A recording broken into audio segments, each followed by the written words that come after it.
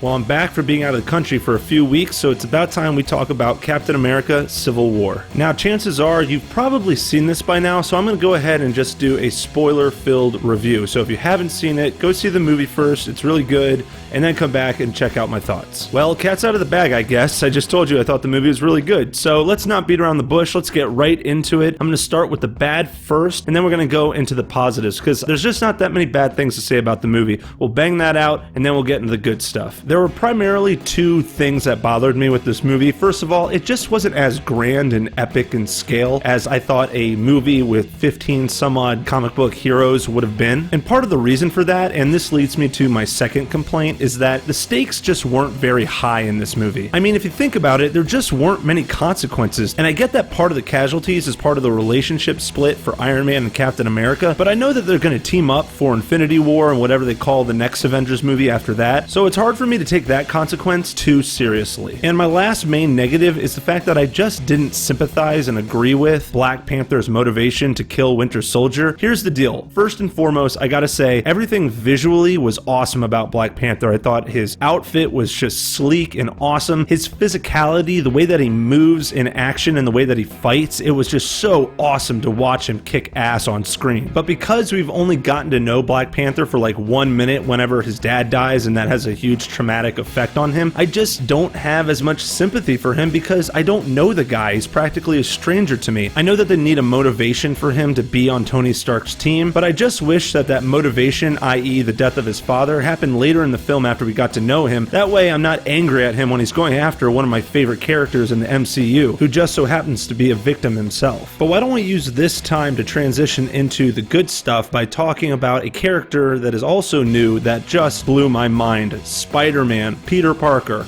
Awesome. Such a great introduction, such a great addition to the movie. I loved Peter Parker / Spider-Man. As a matter of fact, you know those transitions whenever they put up, Cleveland or Bangladesh or London on the screen to tell you where we are now? Sometimes that was a little bit jarring. This was actually the best transition of all of those by far. Whenever you saw Queens come up on the screen and then they start playing that whatever 70s, 60s music, it was just perfect. You're like, oh my god, yes, it's Spider-Man time. Yeah, that's definitely one of the nerdiest things I've ever said, but it's truly how I felt. And this transition leads to probably my favorite scene in the entire movie, in which Peter Parker comes home from school and he's shocked to see Tony Stark in his living room, but he's got to pull it off as if he's not surprised. I was getting all giddy and thought it was so funny. I loved it, and it made me instantly fall in love with our new Spider-Man in Tom Holland, who gave a great performance. Even the voiceover dialogue he did for the CGI action scenes of Spider-Man, they were just awesome, and I can't wait to see him in his own solo movie down the road. And I really like that they kept this as a Captain America movie and not just another Avengers movie with Captain America on the title. No, this was truly Captain America's story. And while I do appreciate Iron Man's side on all this, I am totally Team Cap all the way, especially because I just love how he protects his friend and he doesn't betray his friendship no matter how much Bucky gives him a reason to. And to this point about the argument at hand, I thought that the writers did a very good job of actually discussing the argument and having this ideological debate, something that Zack Snyder and company could probably learn from, to be perfectly honest. And you gotta mention that fight sequence at the airport. Like, come on, 8-on-8 superheroes, are you kidding me? And everyone played a part in the fight, they worked as a team. It was just a beautifully choreographed and very well written fight sequence. But everything else that I liked about this movie was already said about Avengers Age of Ultron and Winter Soldier. I mean, the characters are great. I like pretty much all of them. Ant-Man, Hawkeye, Winter Soldier, and Captain America. I think they're my favorite out of all of them. I thought that the fighting was great. The movie was really funny at very appropriate times. I just had a lot of fun with this movie. This is a movie that is definitely worth seeing in theaters, and I've seen it twice now, and I liked it more the second time, so my grade could change upon further viewings, but for right now, I gotta give Captain America Civil War a 4.4 out of 5. But that's just what I think. Take it or leave it. What do you guys think? Have you seen Civil War by now? Let me know down in the comment sections what you thought. Let's talk about it. And guys, thank you so much for watching. I really do appreciate it. Hit that thumbs up button if you enjoyed this video, and subscribe to my channel so we can do this again soon.